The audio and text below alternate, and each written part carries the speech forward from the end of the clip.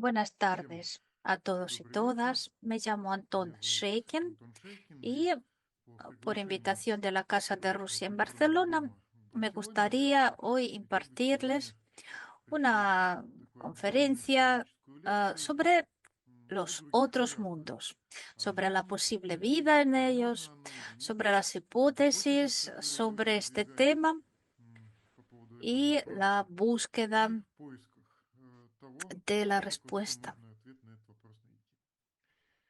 Antes que nada, tengo que decir que profesionalmente yo no me dedico a la búsqueda de civilizaciones extraterrestres.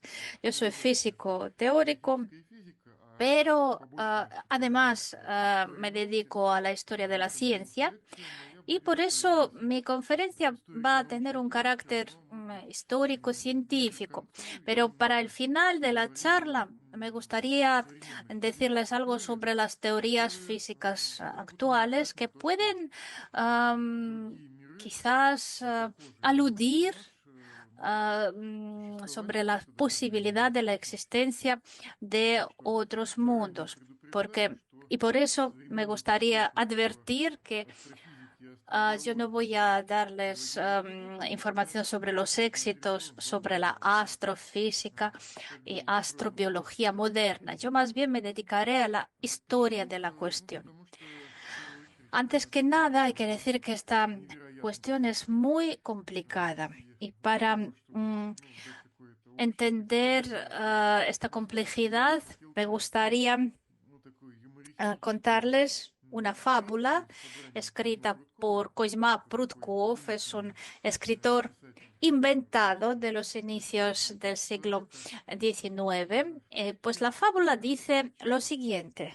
Una vez, cuando llegó la noche, el gran filósofo francés Descartes, estando sobre los escalones de su escalera, estaba mirando el horizonte. Alguien se acercó y preguntó, ¿cuántas estrellas hay en el universo? Y Descartes se irritó y dijo, "Ah, imbécil, nadie puede decir el número concreto de las estrellas". Y bueno, es una fábula humorística, pero es verdad, nadie puede saber qué hay en todos los rincones del universo, si hay vida allí, si esta vida quiere establecer contacto con nosotros. No lo sabemos en realidad y no hay respuestas. ah, en, en la humanidad. Pero a mí me gustaría contarles por qué la gente siempre intentó investigar, entendiendo la complejidad de la cuestión. Y también decirles con qué aspectos de nuestra vida están relacionadas las búsquedas de la vida en otros mundos, en otros planetas. Pues vamos a empezar con un pequeño ensayo histórico. Pues la cuestión sobre los otros mundos ah, se origina en la antigüedad. En la antigüedad, entre las teorías físicas, la principal era la de Aristóteles. Y según su idea, la Tierra era el único lugar habitado porque todo lo que la rodeaba tenía otro aspecto y otro carácter. La física de Aristóteles era absolutista, es decir, cada cuerpo, cada objeto en el universo tenía su lugar natural y su destino.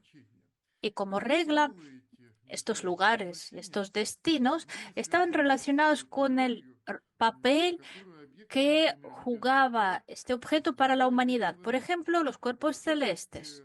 El Sol estaba destinado a calentar y a iluminar a la vida humana. Las estrellas también para iluminar, pero por la noche.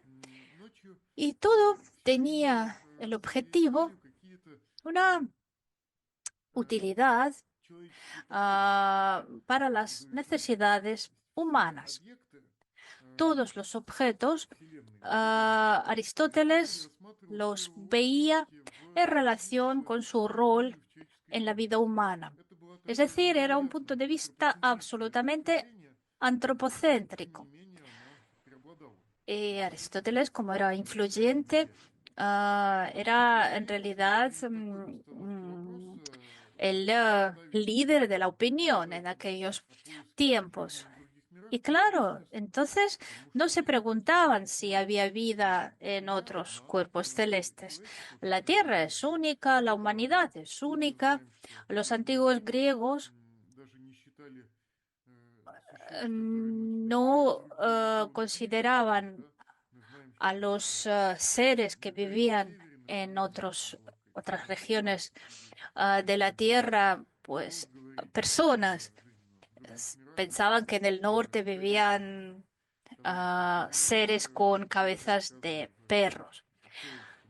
Pero hay que decir que esta teoría física aristotélica, que incluso podríamos evaluar como chauvinismo humano, no era la única. En la antigüedad fue formulada otra teoría alternativa que encontramos, donde encontramos los orígenes de ese llamado pluralismo cósmico. Yo me refiero al atomismo, es decir, a la suposición de que todos los cuerpos en el universo están formados de los átomos que están en un movimiento caótico. Esta teoría fue propuesta por el Esquipo y fue desarrollada por Demócrito, un atomista bastante conocido. Pero fue desarrollada más todavía en el periodo helenístico y el primer filósofo que yo quería mencionar con más detalle es Epicuro, fundador de una escuela filosófica, también atomista, que en una carta a Heródoto explicaba las ideas de su filosofía, entre las cuales estaba la idea de la posibilidad de la existencia de otros mundos. Voy a citar un par de frases. Hay innumerables mundos, algunos son similares al nuestro y otros no. Los mundos y todos los cuerpos complejos, limitados que estamos observando, todos parten de la infinidad, surgen del infinito, emergiendo de coágulos separados, unos más rápidamente y otros más lentamente. Pues hay que decir que esta idea de la innumerabilidad de los mundos es una consecuencia de la imagen del mundo de Demócrito, porque Demócrito creía que los cuerpos que llenan el universo no tienen ningún destino, a diferencia de Aristóteles. Decía que estos cuerpos son resultado de una combinación de átomos absolutamente casual. Es decir, esta filosofía no era antropocéntrica, todo se regía por casualidad. Demócrito era para la antigua Grecia un ateo absoluto y gracias a esto su teoría fue criticada. Y Epicuro se expresa de un modo bastante precavido en cuanto a la habitabilidad de estos mundos. Él dice, es imposible probar que en este mundo podían existir las semillas de los que proceden los animales, las plantas y todo lo demás, y decir que en otro mundo sea imposible. Es decir, Epicuro dice que esta cuestión es súper complicada y no podemos encontrar respuesta a esta cuestión teniendo el conocimiento que, mm, que tenían los antiguos. Pues hay que decir que para nuestra comprensión, para nuestros tiempos, es mucho más cercana a la teoría de Demócrito. Coincidimos con él, con el que el hombre no está en el centro de la humanidad. Y esta imagen del mundo fue em, siendo más cercana a la imagen moderna gracias a Nicolás Copérnico ya en la época del Renacimiento. Copérnico realizó una revolución heliocéntrica, copernicana. Él dijo que la Tierra no es el centro del mundo. El centro del mundo está cerca del centro del Sol. Y cuando la astronomía se desarrolle, entonces con más probabilidad podemos idear y pensar en cómo son los cielos. El objetivo de Copérnico, que él no declaraba directamente, porque en aquella época la Iglesia tenía mucho peso y mucha influencia, y él sabía que era riesgoso decirlo directamente, pero parece que él quería hacer un giro antropológico, porque antes cuando todos creían lo que decía la Iglesia, en el centro de la vida espiritual estaba Dios, pues Copérnico dijo que quizás se puede poner al hombre en el centro de la vida espiritual y quizás también como centro del cosmos.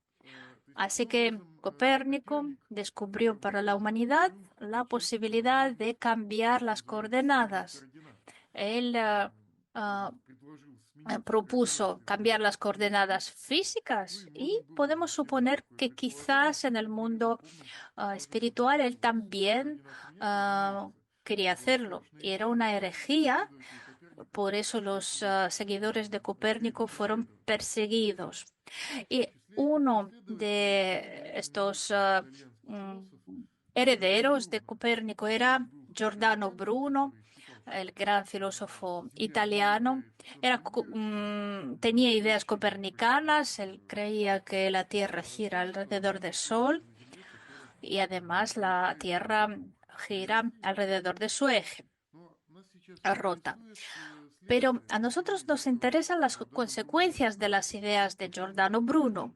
Él fue más allá que Copérnico. Él declaró la guerra a la Iglesia Católica y anunció la pluralidad de los mundos. Él publicó el tratado llamado sobre la infinidad de del universo y de los mundos. Y él decía lo siguiente: hay innumerables soles, innumerables tierras que giran alrededor de sus soles, igual que nuestros 7 planetas giran alrededor de nuestro Sol. Y esto ya es una aceptación abierta del hecho de que las estrellas son soles que también pueden contener sus sistemas planetarios. Y, antes las personas no estaban seguros, no sabían la naturaleza de las estrellas. Y Giordano Bruno fue primero que lo hizo. Él fue arrestado durante 8 años. Estuvo en una cárcel eclesiástica donde le querían persuadir de que se negara a sus ideas y él se negó a varias ideas suyas. Por ejemplo, la suposición, ah, pero la suposición de que hay muchos mundos no la quiso negar. Y 8 años después, él fue quemado vivo en una hoguera. Pues llegó un momento luego cuando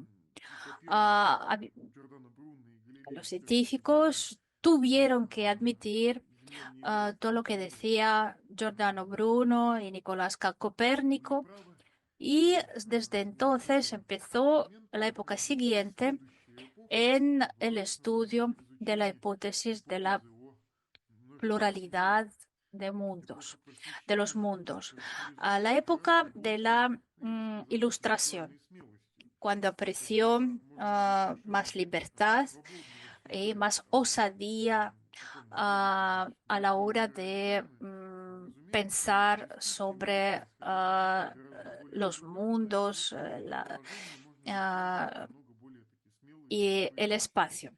Y me gustaría hablar sobre esta época con más detalles. Voy a mencionar dos científicos y filósofos. El primero es un físico bastante famoso, creo que uno de los más grandes de la época de la Ilustración, que está subvalorado. Es Christian Huygens. Se dedicaba a la mecánica, a la astronomía y a la física. Y hizo para la física no menos que Isaac Newton. Pero no lo conocen tanto. Era un filósofo, un pensador muy original, y uno de sus libros, uno de los últimos, ah, que fue traducido al ruso como libro de la visión del mundo y de los globos del espacio. Y él pensaba sobre la posibilidad de la existencia de otros mundos en el sistema solar. Sabemos que y sabían que alrededor del Sol giraban varios planetas, y el desarrollo de la física no podía ni negar esta teoría ni probarla. Entonces, todo eran suposiciones. Ah, a ver si en Júpiter podía existir la vida. Él, no, con ah, um, mucho detalle, ah, trató de estudiar estas posibilidades, pero él no tenía datos sobre la atmósfera en otros planetas, la temperatura. Por eso sus teorías nos parecen ahora bastante am, ah, infantiles, pero no lo son.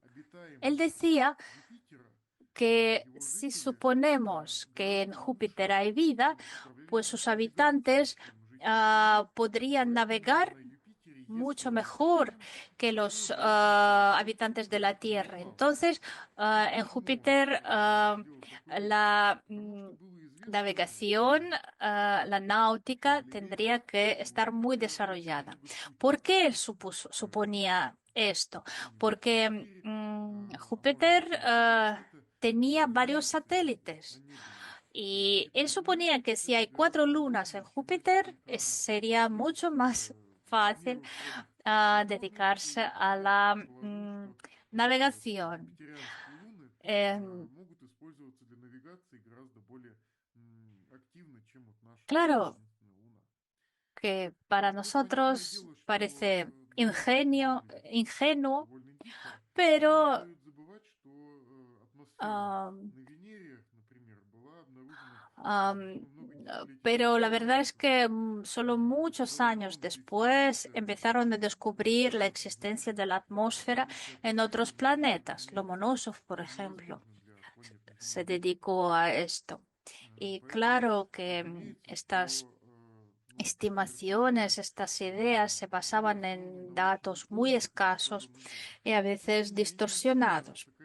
Bueno, que no eran completos. Pero lo importante es que esta filosofía, esta búsqueda, ya empezó a consolidarse. Si queremos estudiar otro planeta, tenemos que compararlo con la Tierra y buscar las diferencias posibles de este planeta. La verdad es que seguimos pensando de la misma manera. Lo que pasa es que tenemos más datos. Entonces, el paradigma de la búsqueda consistía en buscar las diferencias con la Tierra. En el siglo XX hubo un auge, pero todavía no hemos llegado. Mientras estamos en la época de Ilustración, me gustaría hablar de otro filósofo que veía esta tarea de la búsqueda de otros mundos desde otro enfoque. Es Fontenelle. Ahora no es un filósofo muy conocido, era un enciclopedista y publicista francés que a finales del siglo XVII publicó un tratado donde exponía los éxitos de la astronomía de aquella época. En el siglo XVIII no fue traducido al ruso como charlas sobre la multiplicidad de los mundos. Pues en este libro, la tarea de la búsqueda de otros mundos se presenta desde el punto de vista filosófico.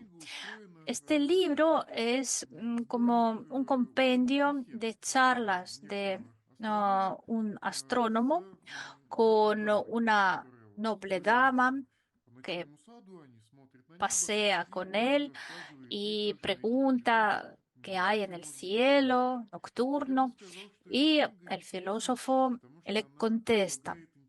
Este libro propone una perspectiva metafísica del problema de la pluralidad de los mundos. Yo voy a darles una cita, ah, que es lo único conocido de Fontenelle, en realidad.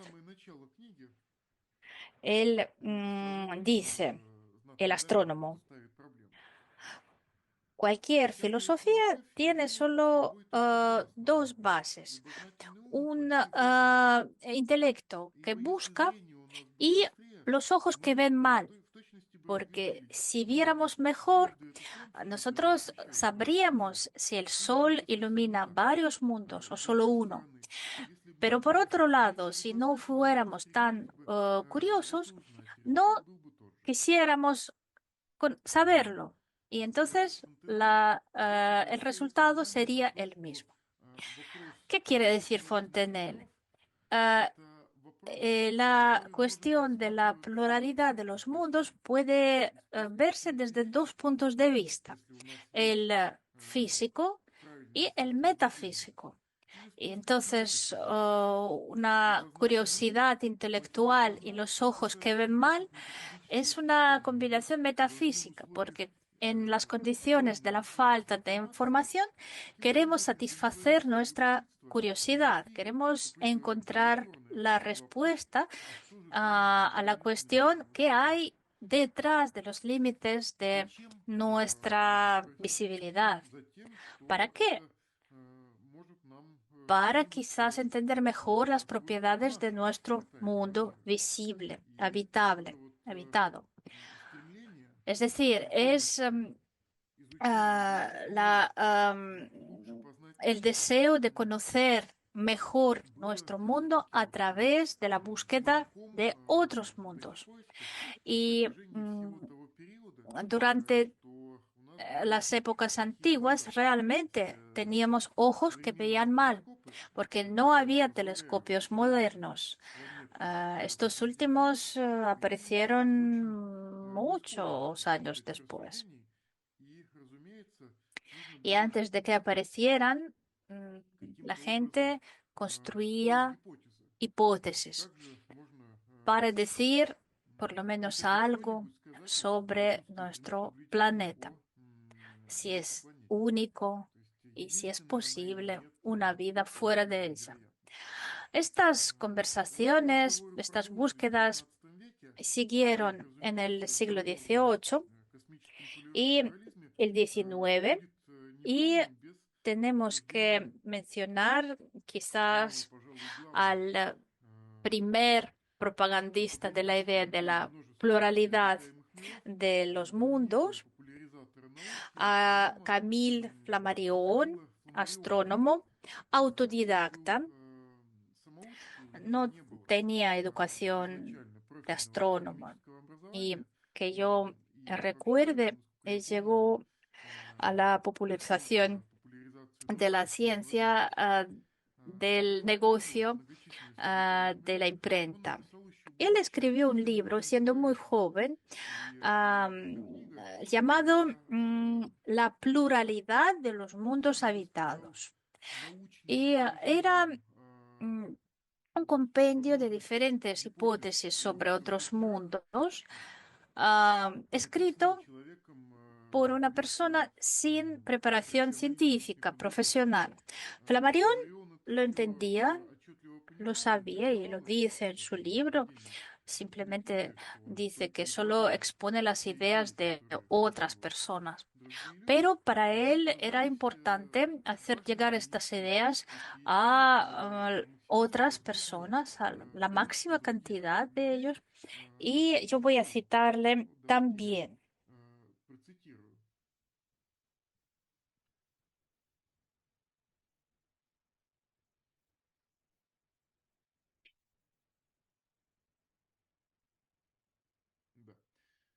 Quizás haya gente que después de leer estas líneas me preguntarán, ¿qué tiene que ver la filosofía religiosa a la habitabilidad de otros mundos? Es verdad, parece que para la filosofía no es tan importante saber si en Venus o en el Marte haya personas con intelecto y que todas las estrellas que brillan en el cielo son también soles rodeados de sus planetas.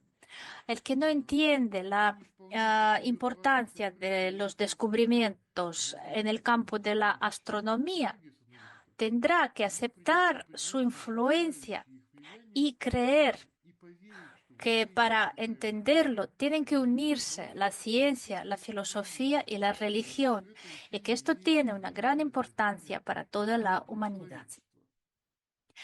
Ya hace tiempo se sabe que nuestras ideas sobre el destino del hombre son muy estrechos porque siempre lo estudiamos y lo entendemos desde el punto de vista de la vida solo en la Tierra. Y si no, si estudiamos el universo, siempre aparecen más ideas sobre los cuales ya se han editado muchas obras, muchos trabajos. Los psicólogos se preguntaban si nuestra alma puede cambiar de hogar y irse a vivir a otros mundos. Bueno, se puede seguir citando, pero me parece que ya está claro de qué habla Flammarion. Durante toda su vida, él se dedicaba a dos temas. El primero es la multiplicidad de los mundos y el espiritismo. El pensaba en el espíritu que hay encima de nuestro mundo y a dónde van nuestras almas después de la muerte. Claro, su objetivo era popularizar, no tenía objetivo científico, puramente científico. Él no podía estudiar esta cuestión desde el punto de vista científico porque no tenía preparación, pero sí que quería encontrar la respuesta de la ciencia para partir de ella cuando siga pensando en sus ideas metafísicas. Voy a citar algo más de este libro. La filosofía moral, ética, va a avivar nuestras búsquedas científicas y nos mostrará nuestros vínculos con todos los demás habitantes del universo. Y esto lo podremos llamar religión científica. Es decir, él quería basarse en la ciencia y disminuir de alguna manera la influencia de la iglesia tradicional en la Francia de su época.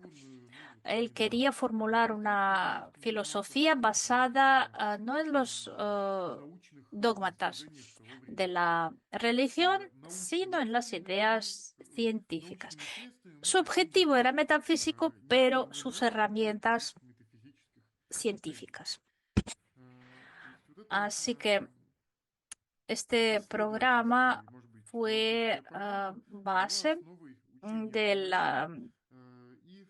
de la búsqueda de Flammarion. Podemos también ver un grabado muy conocido de uno de sus libros que representa a un monje medieval que por casualidad se asoma a través del límite del mundo y encuentra a los planetas girando. Flammarion creía que la curiosidad humana es infinita y el hombre siempre va a buscar la verdad sobre el universo.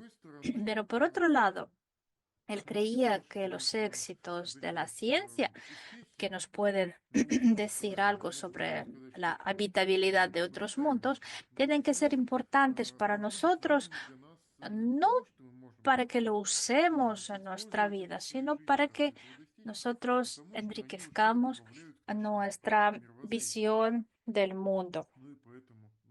Por eso él representa a un monje en esta imagen. Pero, claro, era un periodo todavía cuando la humanidad todavía no tenía conocimientos suficientes científicos para decir algo concreto sobre la vida en otros mundos. Es solo en el siglo XX, yo diría que quizás en la segunda mitad del siglo XX, se realizó una revolución en la astronomía que permitió discutir esta cuestión desde el punto de vista físico y no metafísico. Es decir, la cuestión de la habitabilidad de los posibles otros mundos ah, fue posible cuando descubrieron la radioastronomía. Y parece que el espacio que parecía vacío ah, resultó más vivo cuando nosotros pudimos recibir las señales de radio. En los años 60 fueron descubiertos diferentes fuentes de radiación llamados quasars. Eran objetos enigmáticos. Nadie sabía nada de su naturaleza durante mucho tiempo y solo luego se descubrió que eran formas de actividad de las galaxias. Pero durante varias decenas de años había una teoría que decía que quizás era señal de una vida, de un mundo habitado. Y empezaron las discusiones sobre esta cuestión. Y para hablar de las hipótesis del siglo XX, se puede recordar a la paradoja de Fermi. Enrico Fermi es un físico italiano que se dedicó en primer lugar a la física nuclear, pero tenía también otros intereses. En una de las conferencias, en uno de los congresos dedicados a estas cuestiones, hay una anécdota. Bueno, Fermi dijo, exclamó, ¿y dónde están todos? Y la verdad es que todos entendieron a lo que se refería. Yo voy a explicarles qué significa esta frase. ¿Dónde están todos? Es que en la segunda mitad del siglo XX, ah, el hombre recibió la posibilidad de calcular las estrellas. Es decir, más o menos computar las estrellas que vemos, por lo menos, en nuestra galaxia. Y como suponían que la mayoría de estas estrellas tenían sus planetas, y algunos de estos planetas eran parecidos a la Tierra, pertenecían al grupo de las tierras. Y luego se descubrió la radiación relicta como eco del Big Bang por Georgi Gamov, un estudioso, un científico ruso. Y sabiendo sobre la radiación relicta, pudieron calcular más o menos la antigüedad del universo, más o menos 10 millones de años. Y en este periodo tan gigantesco, se podía suponer que en una de estas estrellas, o más de una, podía desarrollarse una vida. Y entonces, ¿por qué el espacio no está lleno de estas radioseñales? Y en esto consistía la paradoja de Fermi. Pero la respuesta a esta paradoja llegó más tarde. En esto participó también el científico ruso, astrofísico Shklovsky. Él escribió un libro llamado El universo, la vida y el intelecto. Fue publicado a mediados de los años 60 y fue dedicado a la búsqueda de las civilizaciones extraterrestres y a las cuestiones filosóficas relacionadas. Yo cuando era niño leí muchas veces este libro ah, y porque la profundidad de las cuestiones de que hablaba era muy, muy grande.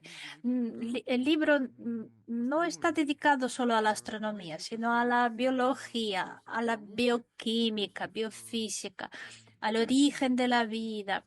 Había cuestiones filosóficas relacionadas con la pregunta si se puede prever el futuro de las civilizaciones.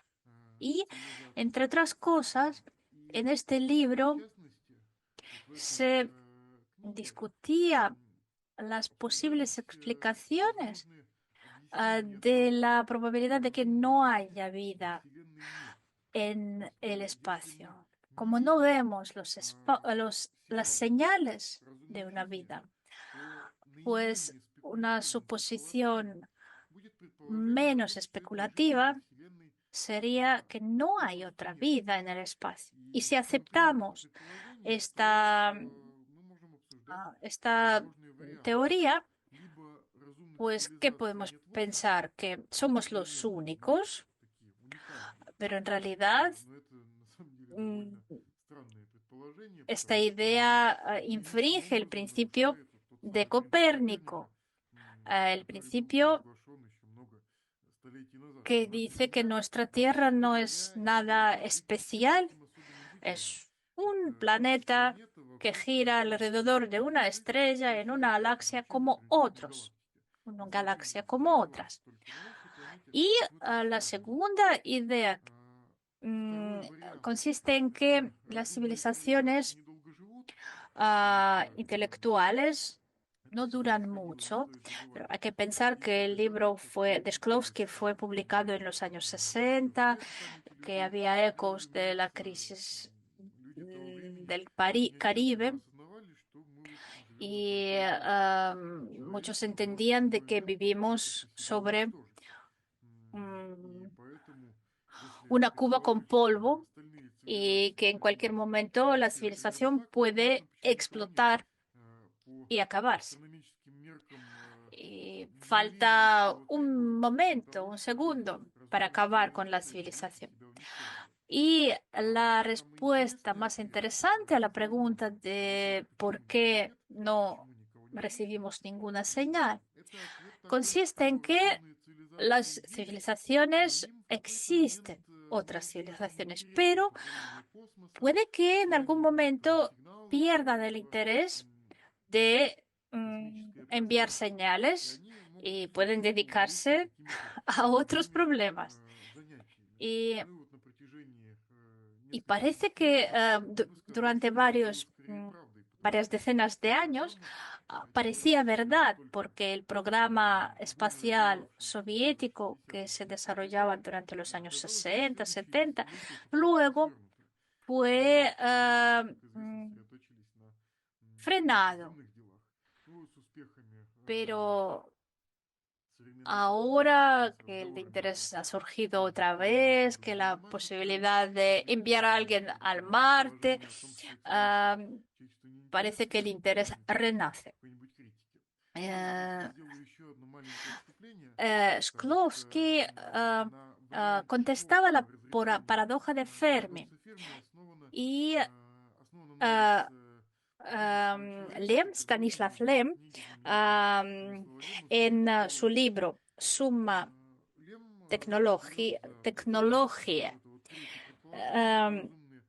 se centra en la cuestión ah, a qué pueden dedicarse otras civilizaciones si no quieren explorar el espacio. Y Lem llega a la conclusión de que ah, una civilización así va a centrarse en la cibernética, a a las computadoras y a la creación de realidades artificiales, lo que se hace ahora. Las redes neuronales o videojuegos que en realidad simulan la vida, ¿no? Pues ni el libro de Shklovsky ni el libro de Stanislav Lem parecen anticuados. Al revés, ahora parecen más actuales que nunca. Pero los intentos de los físicos de contestar a la pregunta si puede haber otra vida resultaron muy interesantes cuando apareció la ecuación de Drake. Es una ecuación especulativa que puede computar las civilizaciones. Pero si vemos esta ecuación, hay muchas partes. La R es, mm, es la frecuencia, la F es la fracción, la N es el número de planetas para un astro y luego diferentes fracciones de estos planetas que pueden contener vida, una vida intelectual que puede entrar en contacto, y la L es el tiempo medio de la vida de una civilización. Pues en realidad todas estas partes de la ecuación no tienen respuestas, que no sabemos a qué número corresponde cada letra, no sabemos cuántas civilizaciones puede haber, cuántas civilizaciones pueden tener deseo de contactar. Así que la n de la ecuación es el número de posibles mundos habitados. Um, pero si especulamos un poco, podemos por lo menos imaginar cuántas civilizaciones podría haber, en qué margen está este número, entre una milésima y 100.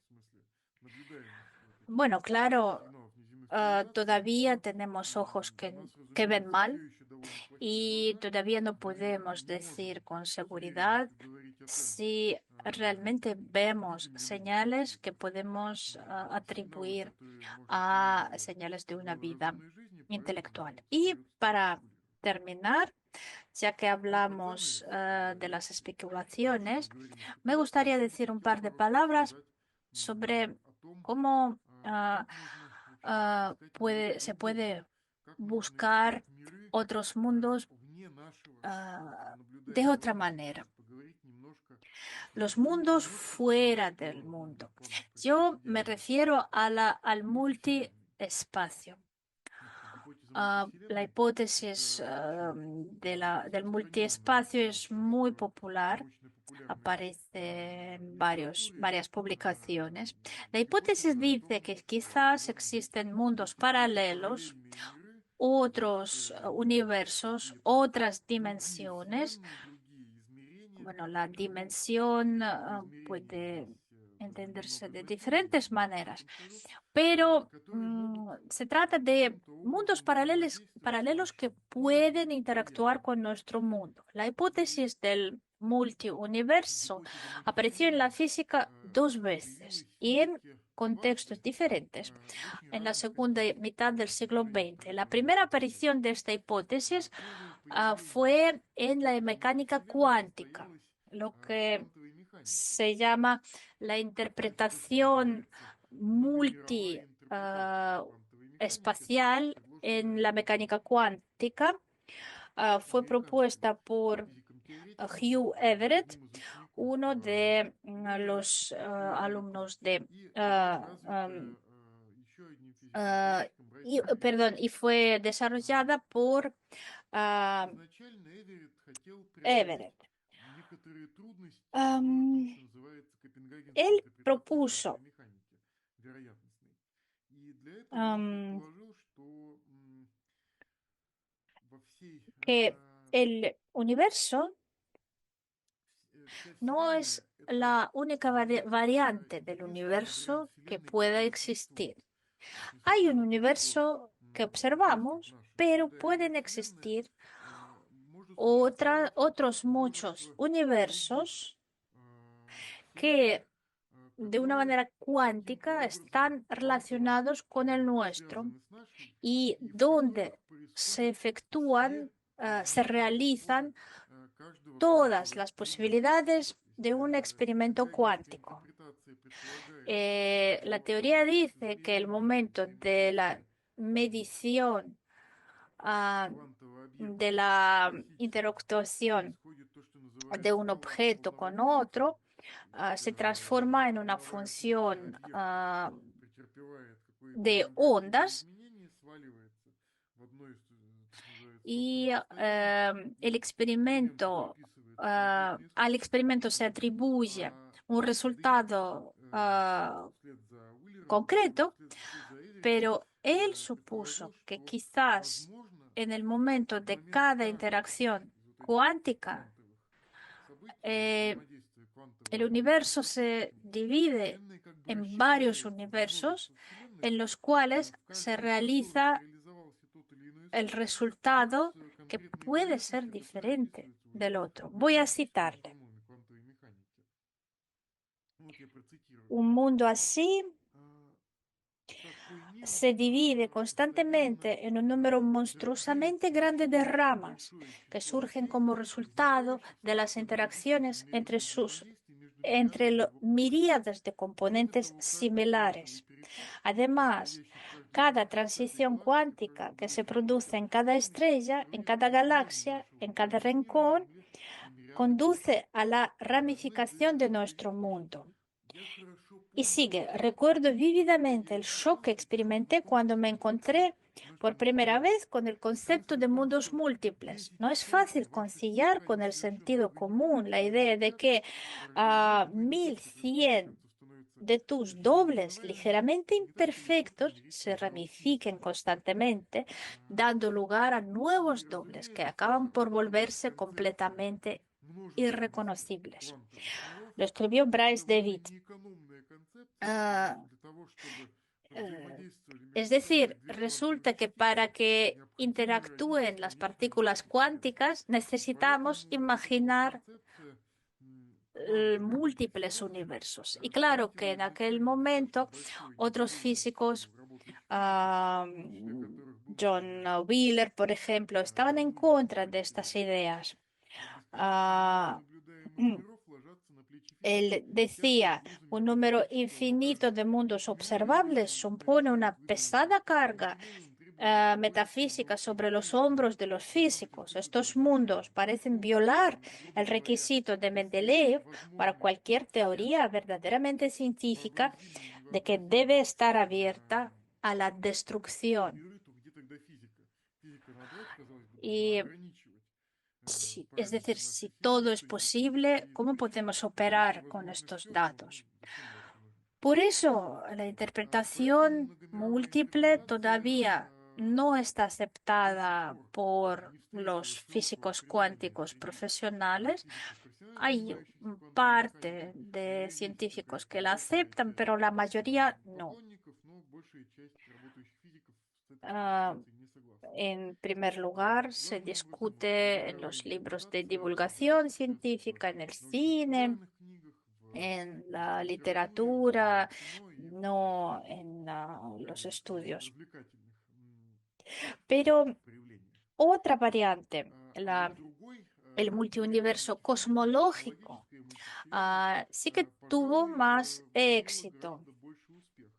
Este universo está relacionado con Andrei Linde, otro científico ruso, que publicó la monografía llamada Física de las partículas elementales y cosmología inflacional.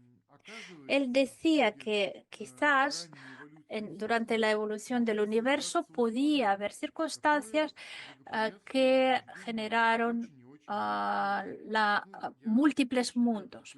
Se refiere a la etapa del desarrollo del universo cuando todavía se presentaba como una bola hecha de una materia con gran energía, es decir, el origen del universo. Y en algún momento de este núcleo de energía nace un nuevo universo que empieza a, a inflarse. Ah, Así que la cosmología inflacional se dedica solo a este periodo de la expansión del universo después del Big Bang, ¿no? Durante la fluctuación cuántica. ¿Y quién dijo que es único? Quizás cerca apareció otra semilla que también se expandió, pero está muy lejos si no lo vemos. Entonces, Linde supone que durante este proceso de inflación pueden nacer universos con propiedades no parecidas al nuestro, porque si un universo fue desarrollado, fue inflado, entonces en el proceso de la reducción de la energía pudo haberse formado una física absolutamente diferente. Ah, y las mm, todos los parámetros físicos podían ser diferentes. Voy a citarlo. El universo en constante expansión contiene un número infinito de mini universos, burbujas, y de diferentes tamaños. Y en cada uno de estos universos, las masas de las partículas, las constantes de acoplamiento, etcétera, etcétera, pueden diferir. Esto nos da una posible base para el principio antrópico débil. Hay un número infinito de mini universos casualmente desconectados dentro de nuestro universo. Y la vida solo existe en los suficientemente adecuados. En realidad se trata de la respuesta a la cuestión por qué nuestro universo es tan adecuado para una vida.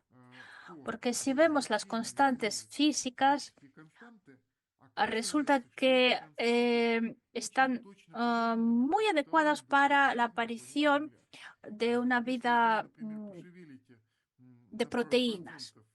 Porque si cambiamos un poquito estos parámetros, entonces toda la física atómica, todas las reacciones químicas se alterarán.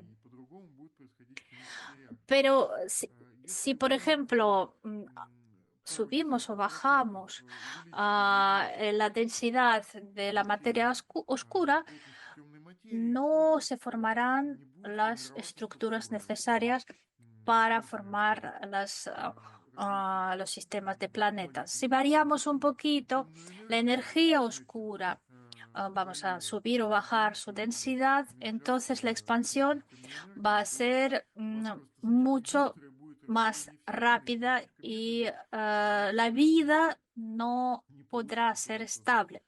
Quiero decir que en el universo hay muchas constantes que parecen casuales, pero por algún motivo son propicias para la vida.